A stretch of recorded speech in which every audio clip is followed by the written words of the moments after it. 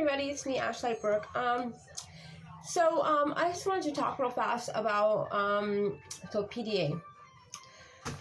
What was it? Okay, so it stands for pathological demand avoidance. I was listening to a YouTube video and I was reading information and I was like, I don't know why. I don't know if I'm the only autistic person that got offended and irritated when reading and hearing all these parents talk about it. It's frustrating because it's like, what's making me not want to do what you're asking me to do? Or what makes me be resistant or like defensive or like, I have that, like, I guess you would say, I wouldn't call it an issue. It's more like that's how I advocate for myself. I feel that growing up, I was seen like that. They would have diagnosed me with PDA. A lot of times I have sensory issues, and then, like, let's just create this scenario. So I have my own sensory issues that I have always, okay? That's always with me.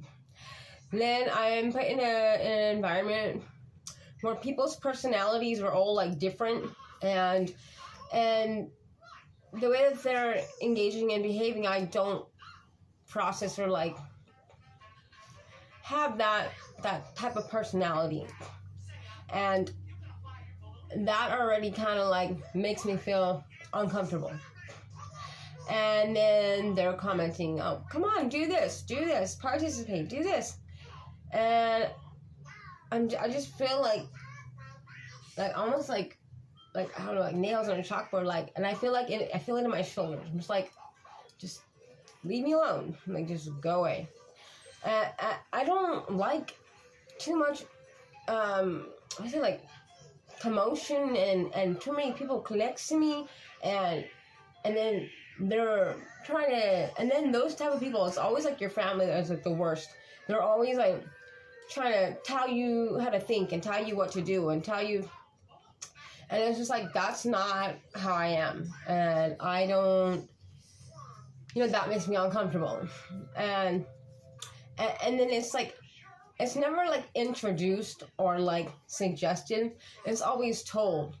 And it's like, and then we have like all this like history and memories of, their language, their terminology that they use when talking to us. Like, oh, what's wrong with you? Why can't you just do it like this? Like, it's not such a big deal. Why are you such a crybaby? That type of language. And, you give me anxiety. So we have this all, like, we don't forget anything. I remember that from when I was a child, the things I would say even before I spoke. And their facial expressions, like, I do know facial expressions, and you guys are, a lot of people are assholes, and they don't even realize that they're making that expression on their face. But it kind of leaves us feeling like not accepted. And then we're being told what to do and follow a demand. And it's like, I'm a human being. I'm a person. And so guess what? So are children. They're people. Yeah. Crazy, right? Yeah, they're people. And to go and be like, let me train you. So these videos earlier, was like, how to train your child that has PDA. I'm like, what the hell? Train your child?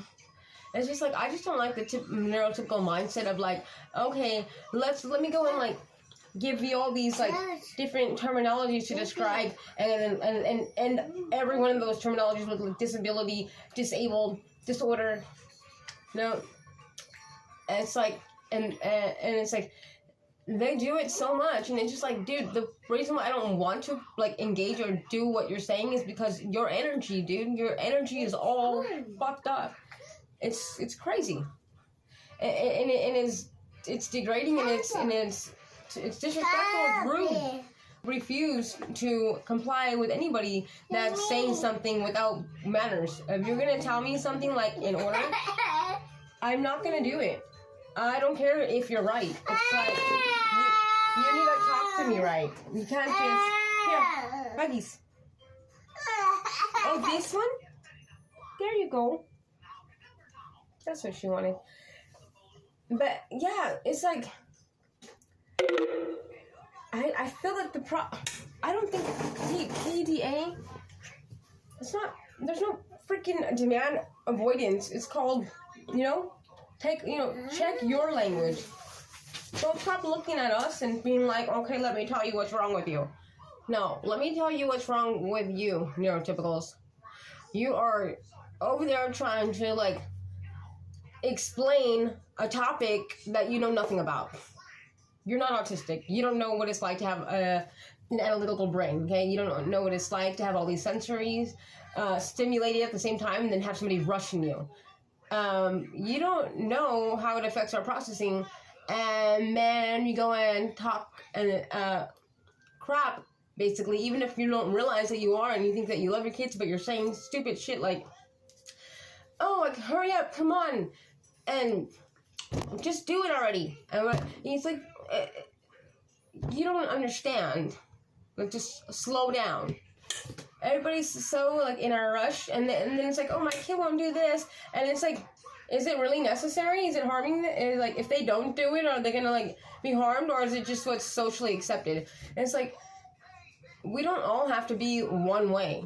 And when I was a child, I remember I didn't want to participate with other kids because I had no interest in what they were doing, and the way that they talked was rowdy and loud, and to be honest, I witnessed even my parents, everybody making mistakes, and I've seen them, I've seen the consequences of their actions. So then those same people, those same parents, same older siblings are the ones telling me that I need to do this and I need to do that. And it's like, wait, I don't think you're the person I should be listening to. Can you find somebody else that has more sense up here? Then maybe I'll listen to them. I don't know. I just don't think that all these extra labels is helping. It's like, you're gonna sit. How much would it be? Half of these parents are sitting around talking about their kids, oh yeah, he has PDA, and oh, you don't know what that is, and yeah, and he doesn't listen, and he doesn't. It's like, you keep telling the kid he don't do this, he don't do that, he don't do that. Guess what? He's not gonna do it. Duh.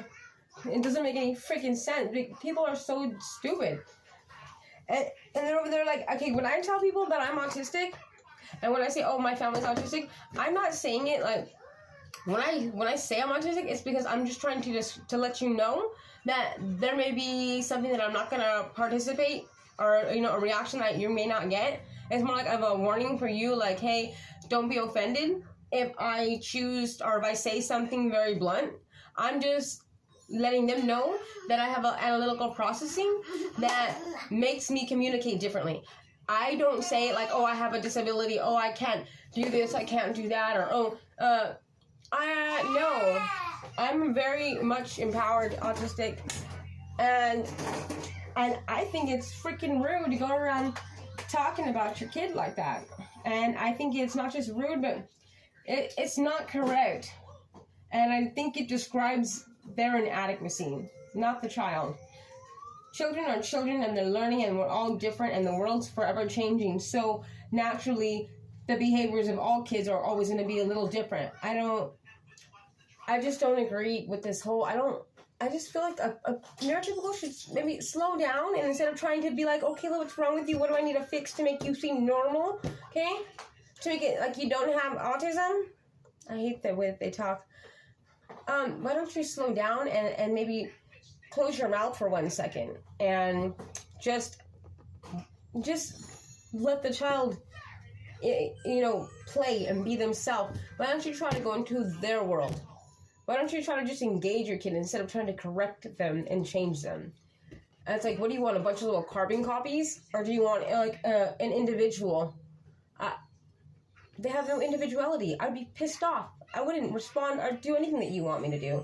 If you're going to take away my personality and my individuality, I think that autistic children are very smart and they're offended. That's what I think PDA is. For the PDA. Baba Booey. Anyways, I'm sorry. I get a little overheated when I feel like people are just doing too much. You're doing too damn much. Chill out and let a kid be a kid. Why you gotta go and say all these stupid things and tell them oh, you have this?